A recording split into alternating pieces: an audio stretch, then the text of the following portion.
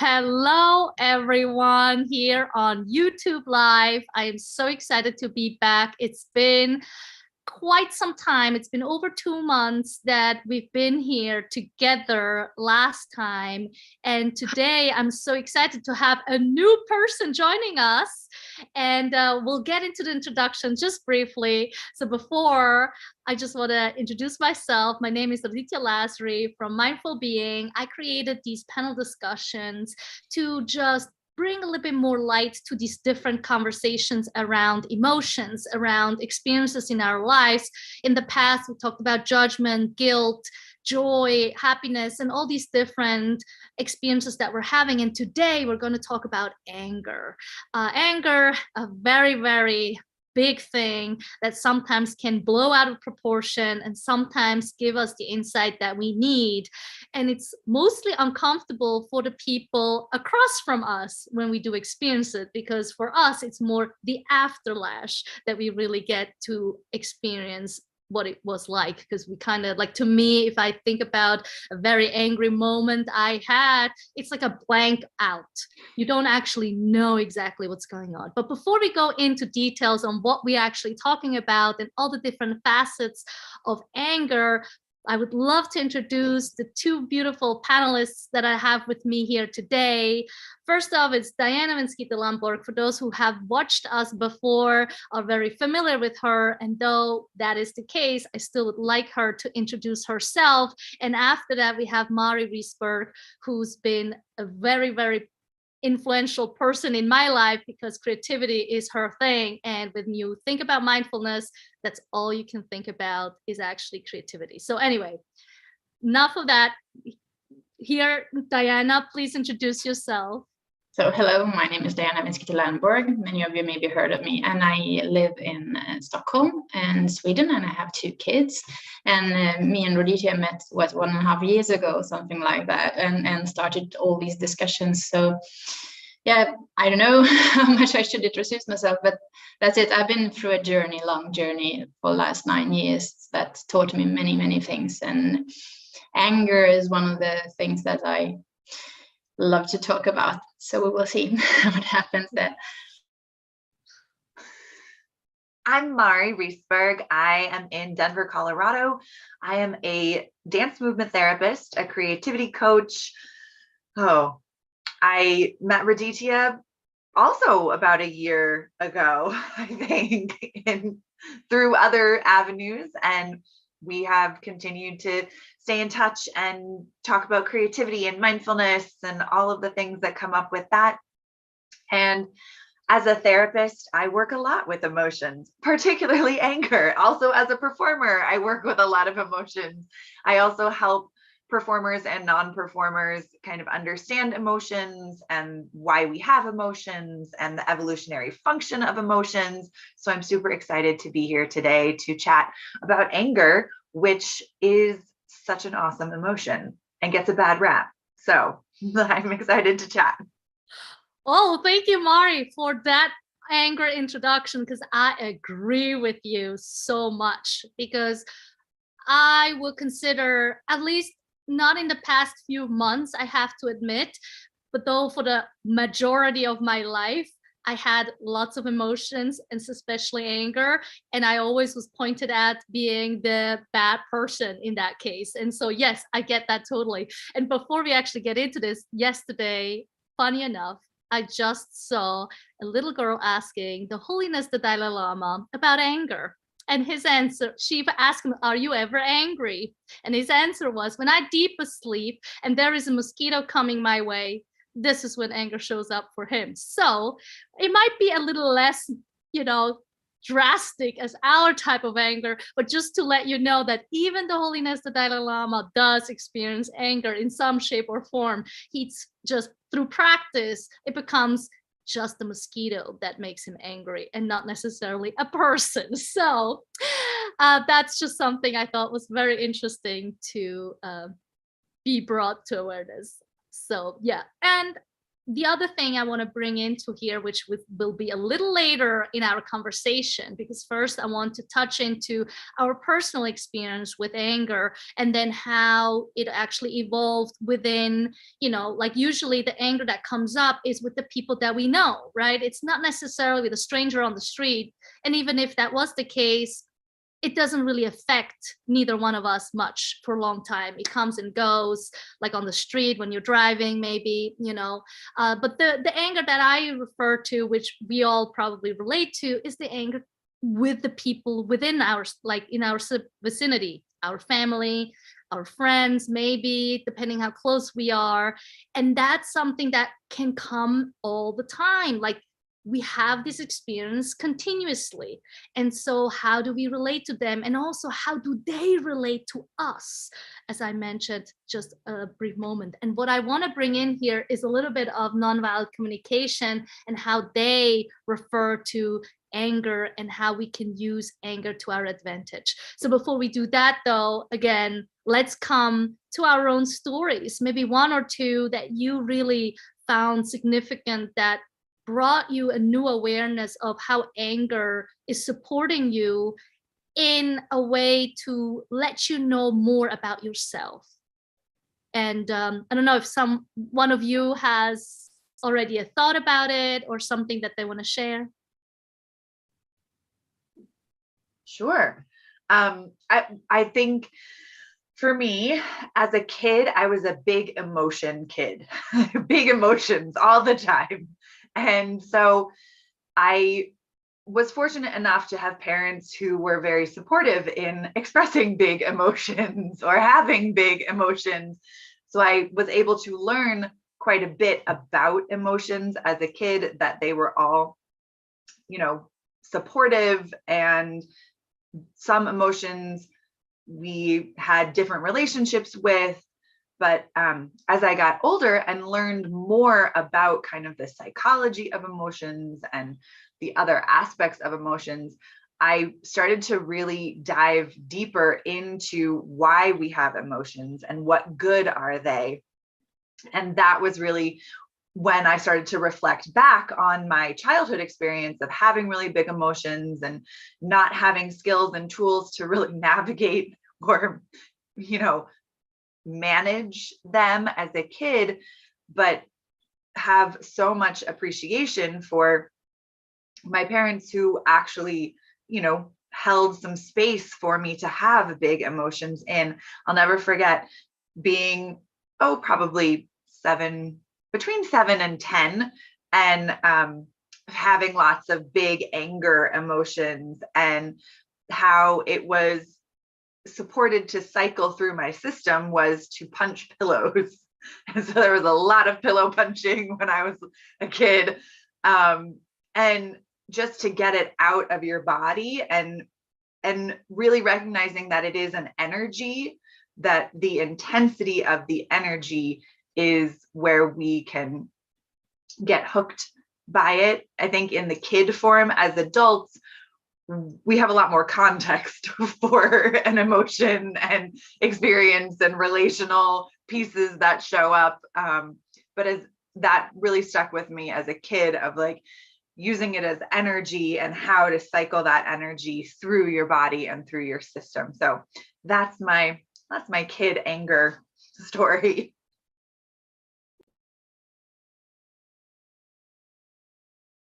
Thank you, Mari. It's just so funny because I feel like I hear exactly your experience in reflecting to like my childhood.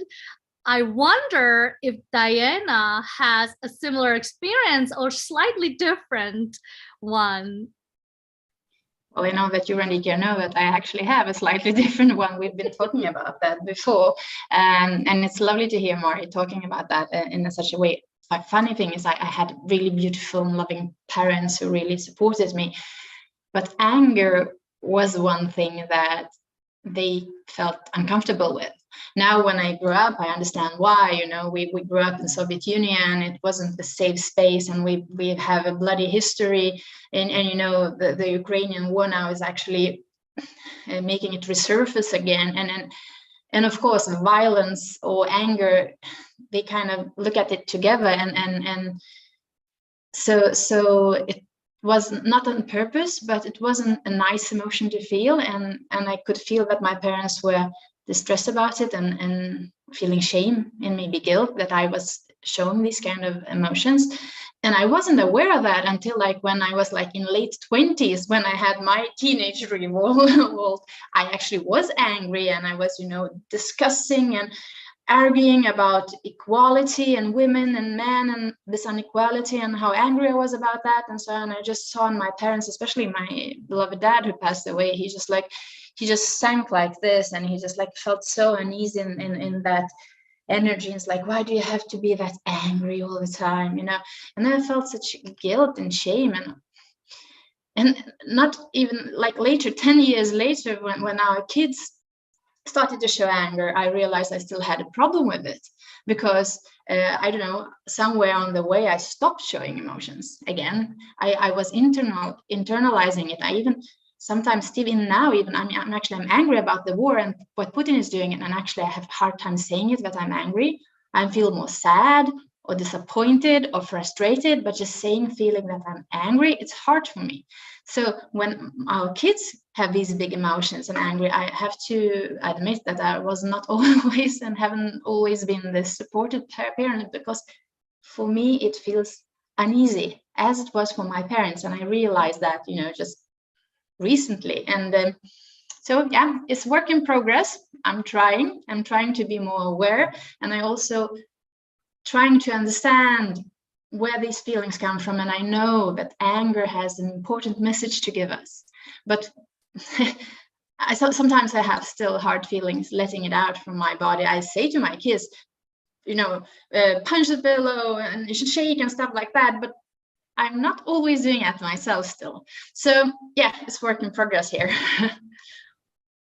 Well, I think work in progress is one thing. It's even more, commendable that you can translate it to your children, how to express them, even though you weren't able to do this, or still challenged sometimes to do that, right? I think that's what's really commendable, and really for us to look within is like, just because, and that's what I also notice as a parent, to really go beyond our own experiences and to really see other people's experiences for their experiences and help them. And I know that for past conversations, that's always been what we were doing here, is to acknowledge that we are still all in a process, right? We are never going to be out of it, even if we're teaching other people, even if we're telling other people that there is a way to express ourselves in a healthy way. We all know that even for them, it's still a process, because we're still in society, we're still in an environment where that's not 100% supported.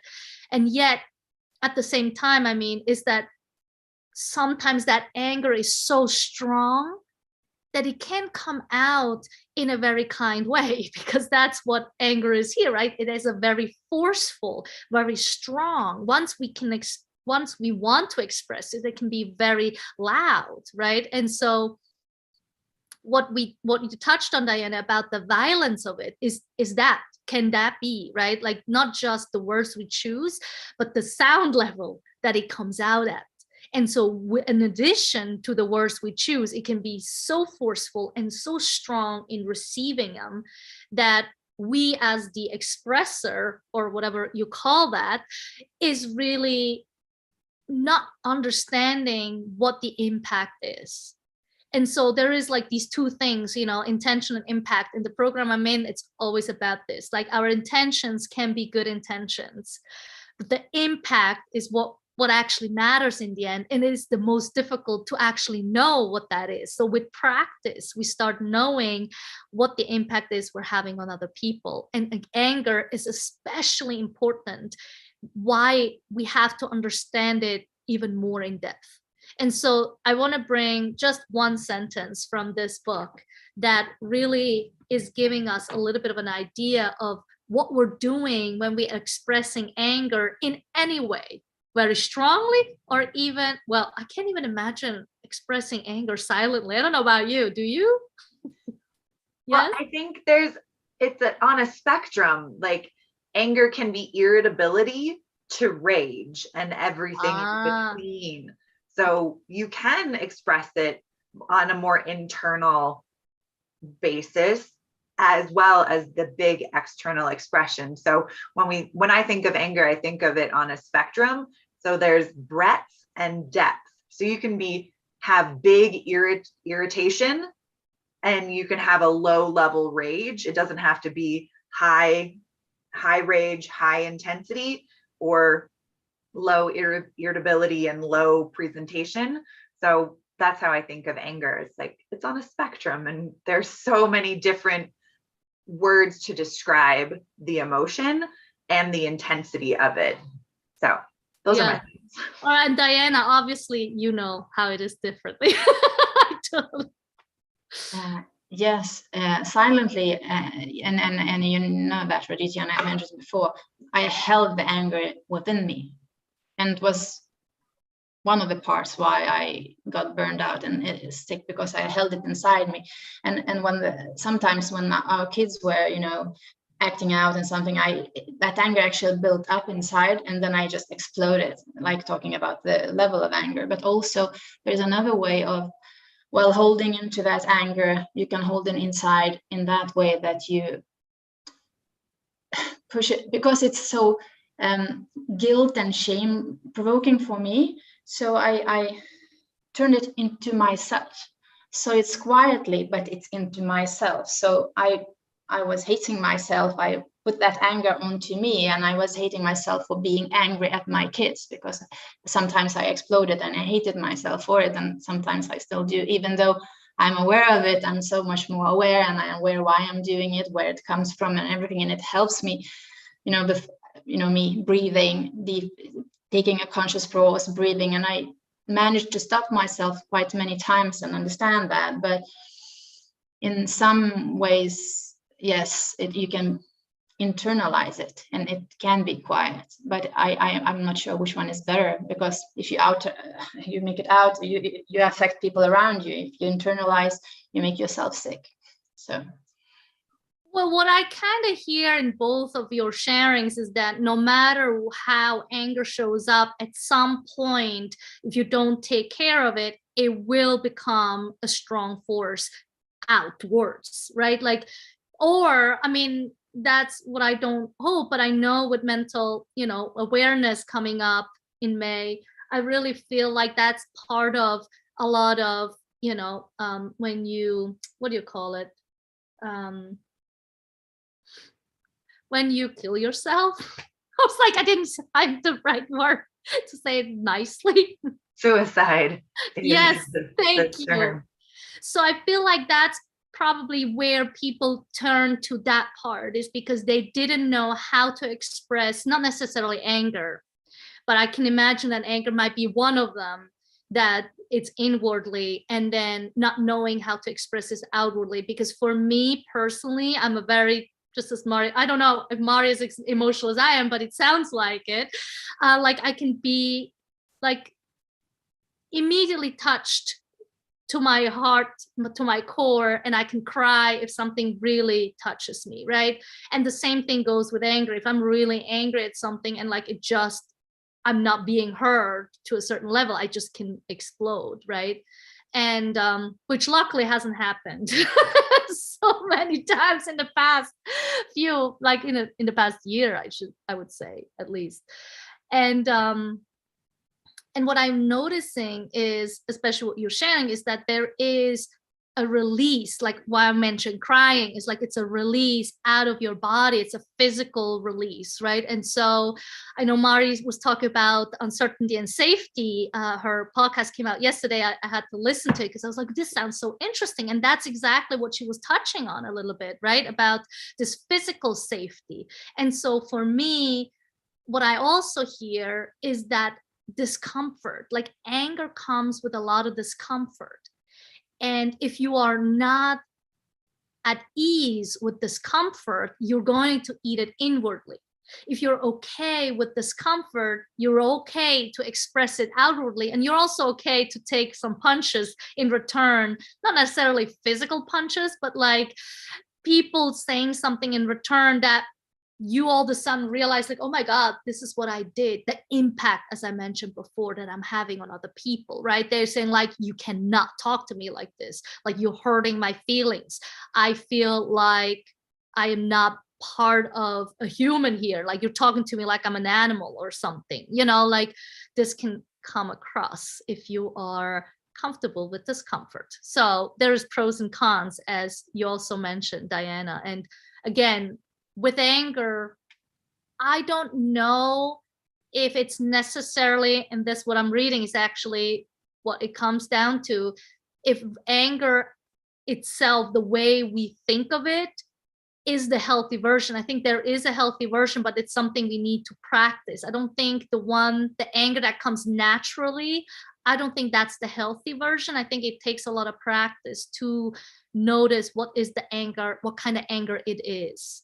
And that's the practice. And so what it says here is that this guy, Marshall Rosenberg, who wrote this book, he suggests that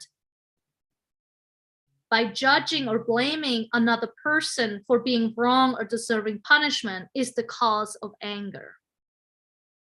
So the way he thinks of anger is not necessarily inwardly, it's actually more outwardly. It's more about what we witness outside of ourself that we don't agree with, that we don't like, or that we might not see, you know, again, agreeing on. What do you think about this sentence? Well, I think there's something to just like why we have anger, and the evolutionary function of it is about telling us that we're being blocked from something that's important to us. And when it sounds like what he's kind of talking about, that external piece, we're being blocked, something is important, we have strong feelings or opinions or assumptions about what is happening. And that, I think, is where the reflection, which is really difficult in the moment of intense anger to do, but that ability to recognize, oh, this, what is important to me in this moment, and recognizing that aspect of the emotion is giving us information. And I think that's what he's talking about, that information piece, and discovering, wow, I didn't realize that was important to me. And I do have anger or big feelings about being blocked from something that's important to me. Diana? Yes, I totally agree, Mari. That's what I learned, you know, just last years, just about this anger, that it's always having a message and you shouldn't be afraid of it. And it's hard for me, you know, I'm still practicing it, but I know logically that it's true, that it's telling you a message that maybe your boundaries have been violated, or someone hurt your feelings and so on. And but I don't really agree with that quote, because as I said, there is another sort of anger, the internal anger. He's not talking about that. And that anger is, well, it's from yourself. You are angry and disappointed at yourself, not at someone else outside, but at yourself, how you behaved, what you did, that it doesn't maybe go with your values, for example, or something like that. I know me and my husband in the beginning of a relationship, you know, like it is, after a few years, you start to figure out, oh, that part I actually don't like, and this one I don't like about him, and so on. And then these, you know, arguments happen, and we had quite many conflicts, and I felt so unease in it, and I wasn't liking the discomfort. So for me, after a while, it was taking so much energy and it was so draining, so I stopped arguing and, you know, held inside of me. But the problem was when I internalized it, and I didn't follow my values, and I started to take this anger on me. So I mean, yeah, I get what he's saying, and nothing is, you know, just your own person, because it's always with something that happens outside you. I mean, even though you're turning this anger towards you, maybe it's because of something happened outside you. So it's complicated. I get it, and yeah, it's not easy. And I see many people struggling with that anger. I was working in one school, and I saw so many kids so angry, and I remember telling them and just hit the pillow and just like, can I? Is it okay? And it's like, yeah, it's okay. It's in your body. You have to let it out, but not on another person.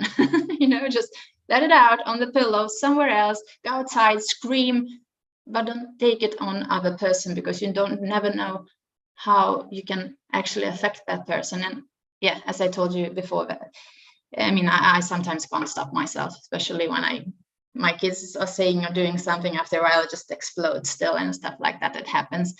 But practicing and breathing and catching yourself earlier before you scream, it's a good way to handle it in a good way. I think for me, the breath, again, it's been very useful tool again. Yes, no, completely. I agree with you. And if only, like I think I mentioned this once before in a conversation, but I wish sometimes I could have like this alarm, this fire alarm in front of me, that when my rate is going up, my heart rate or whatever that sets off that alarm, that it like announces, like, take a breath. I have signs all over the house that says take 10 breaths, and it's difficult to even look at them and take those 10 breaths, but it would help. It definitely would help. And I think one aspect that you are saying, I feel like, yes, he's pointing out at others, but I feel like what you're saying, you can just say about judging or blaming for being wrong or deserving punishment. Just take out others, because then it still is valid to what you're saying, because that is in the end what's happening. And I see this as in anything we do, right? Not even talking about anger itself, but anything we do, we have certain expectations. And if those expectations are not met, we're going to judge ourselves. And depending on how strong we feel about not meeting those, we are looking for punishment towards kids, right? Or punishment to ourselves, no matter what that looks like.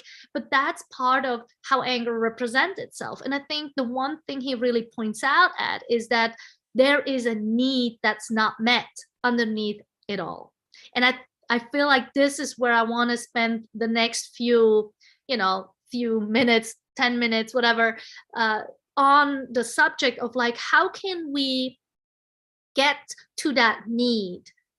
Yes, breath is one, like taking a moment, pausing and realizing. And yet I feel like there's another thing that we need to do, because I don't want to go more into the book itself, because it's a little bit more complex in like how to hold these conversations. It takes a lot of practice. You almost need to have another person standing next to you to hold you, but like, hold on, that was not your need, that was something else, so we need to have that other person on our two shoulders, our lovely devil and angel kind of people that tell you, hello, take your breath, please. And then you have the devil's like, no, keep going. It's like, okay, no, stop. So I really want to figure out a way for us to discover that need, because if we can figure out the need while being angry.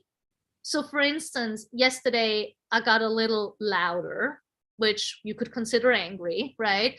One, I was tired and exhausted. Dinner was not done yet. It was getting late. We had to get going. And he just didn't keep focusing on his work. He wanted to play with the balloon over here, want to do this over here. And then every time I would come, he would start writing. And the moment I step away, he would stop. So at some point, I just really got fed up because he kept not hearing me, my dear son of 7. And so I kept yelling. It's like, just get over here now. So in the end, I was saying, please focus now. I'm really, really tired and I need to get dinner ready. It kind of worked. It took a little longer, but I was able, even though I was angry, even though I was expressing it with, a scream, maybe. I mean, he said I was screaming. I didn't think I was screaming, but yeah, it's a perspective.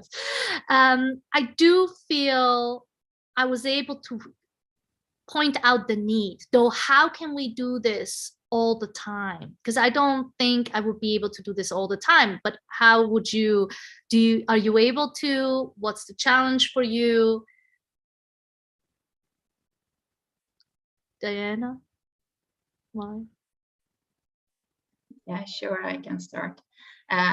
Yes, it's challenge for me, of course, especially when, you know, you say things 10, 11 times and they don't hear you, and you know, you kind of lose it. So for me in those times, yeah, the breath helps. If I remember that. Sometimes I do remember and I take a breath. Sometimes me and husband, we had this conversation once, and he actually said, we said to each other that we can actually help one another. So we can, you know, touch one another's hand and say, oh, but we can maybe talk about this a bit later, or something like that. Now you're starting to get angry, or something like that. Some code words and some kind of touch. And sometimes it actually works, and we're just like, oh, okay, I'm just going away and taking a breath, I'm coming back. And usually it helps, but sometimes it doesn't work. And I still explode, and I explode. And my husband as well is just like, stop doing that. And I just scream at the kids. And then I calm down, and then I apologize. Usually it's what I do. So it's one of the things that I do. Well, that's what the thing I came up now. So yes, and for me is also the expectations afterwards. I usually really try to think, why was I so triggered? What was it that triggered me so much? And as you said, Ridija, what kind of need or fear or something that was underneath that triggered me so much? And that only the awareness of what is triggering you in these special moments actually help you later on in the similar moments.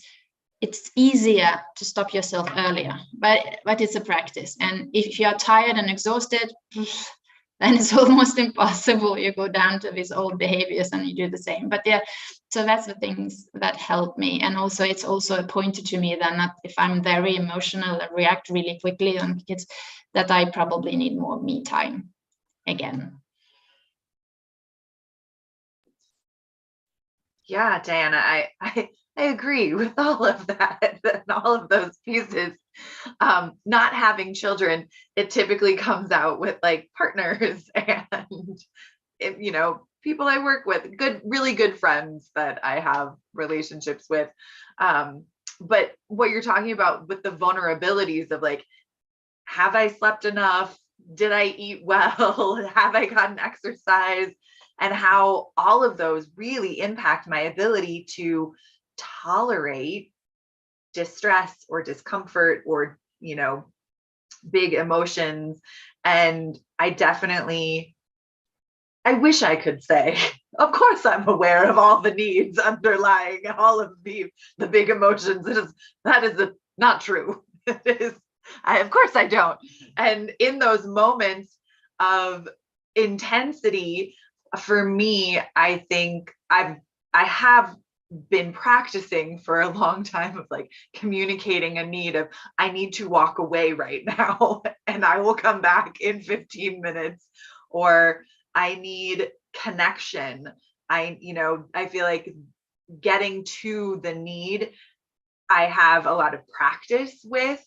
And so in moments of anger, I do feel I have the capacity to say, I need to step away, or I need connection, or I need to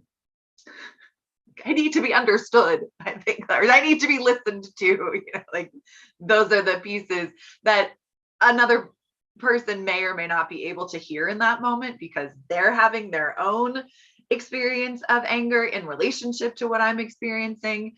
But stepping away, I typically go and move my body in some way of like, how can I cycle this, whether I shake or go for a walk or, you know, listen to music and have that help my system kind of cycle the intensity so that I can come back to the situation. And I might still feel the intensity of the emotion, but I've had time to let my nervous system de-escalate a little bit so I can actually participate in an exchange with someone and clearly communicate what my need is in this moment right now.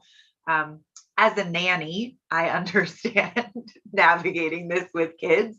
And sometimes I'm successful and sometimes the relationship we have ruptures, and that's a part of life and growing. And the beautiful thing is we also have the capacity to repair, and that's where more growth and transformation happens, particularly when it comes to emotions.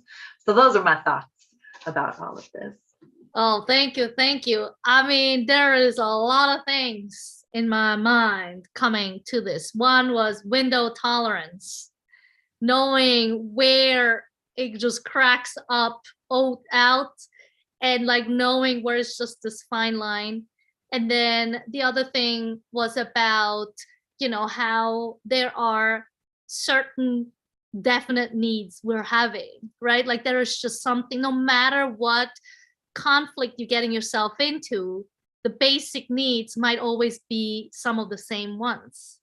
So to really understand what are my certain needs that always are being not met, that I want to be met, because even if the anger situation is a different one, the need might be the same. And I think that's where we can really tie into to really focus more on what are our needs, our basic values, our basic needs. I mean, Diana talked about the values, and then Mari expanded a little bit more on the needs, right? And so to really play those two and become more aware of what are those two things in my life, that one, values are, they're just what they are, and then the needs are that the ones that are changing slightly, but it stays the same, it's just adjusted. And so those two things are really significant for me from what you shared, Mari and Diana.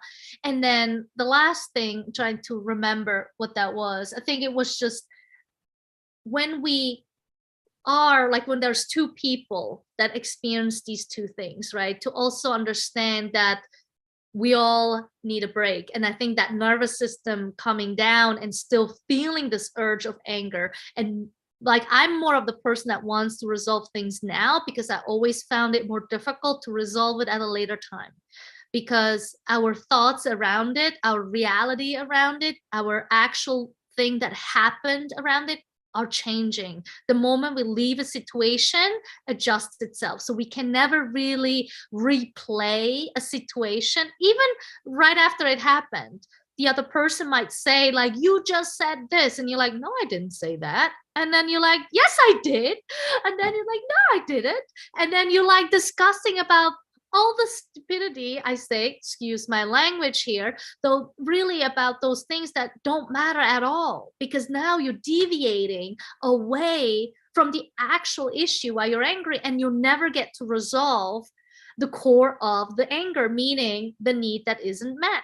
And so what I'm hearing and what I'm sensing for myself in this conversation is really to take these moments of breaths, give ourselves a few moments of time, and also allow the other person to take a moment of time and really not pinpoint exactly what was said and done, but coming back to what need has not been met.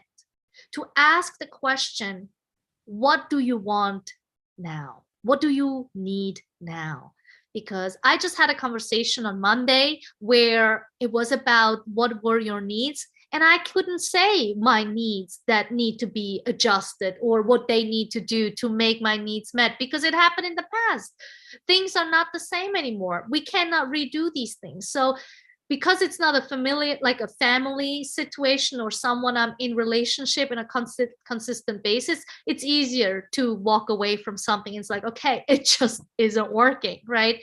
But when we come into these more significant conflicts that are family and relationships that we are in, the needs is what we need to focus on, because that's what makes a relationship work together. And that's where anger can really maybe dissolve itself, and if not, at least go to the level of that spectrum that Mari was showing to. And it might be the same reasons, and if we can focus on those needs, we actually can communicate in a more constructive way, and it's not based on our emotions, because our emotions, they come in to share with our viewers here and listeners. I just really appreciate having a conversation about emotions, because we don't talk about emotions often. I mean, I feel I do as a therapist. I'm always talking about emotions, but the general public doesn't spend a lot of time talking about or understanding emotions. We have them. So I'm really appreciative of this space to have a conversation about emotions, because I think the more we can take the kind of taboo away from anger, guilt, shame, joy, all of these emotions, we have more capacity to experience them, to interact with them, to share them, to have a full expression of emotion. And I think also really identifying what those needs are. Sometimes our needs get triggered by really random things, and recognizing that it doesn't have to be the biggest thing in the world to trigger that need. And yeah, so those are my takeaways today.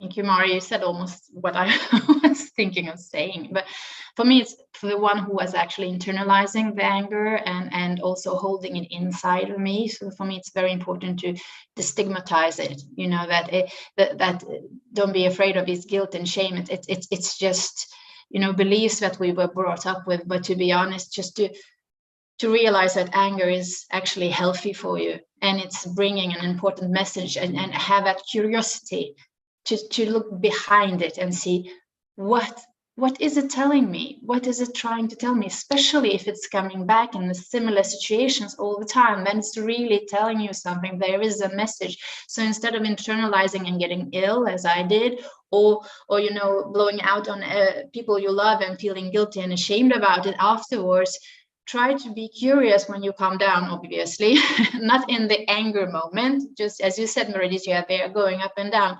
You have to wait through this uncomfortable moment, but you know that it's emotion. Just knowledge that it's not forever, it will pass. And then when it passes, take your time and try curiously, without judgment, see what's underneath it. And that has helped me so immensely during last 2, soon 3 years to heal. And I just wanted to share that about the kids. You know, it's so obvious, like with toddlers, if they are angry, or you know, screaming, usually no, either they are having tummy ache, or they are hungry, or they are tired. Mostly all these things. The thing is, what I'm realizing now, often it's the same thing with us adults as well. We usually react when these things are not met. So yeah, so that's what I wanted to share. I love it.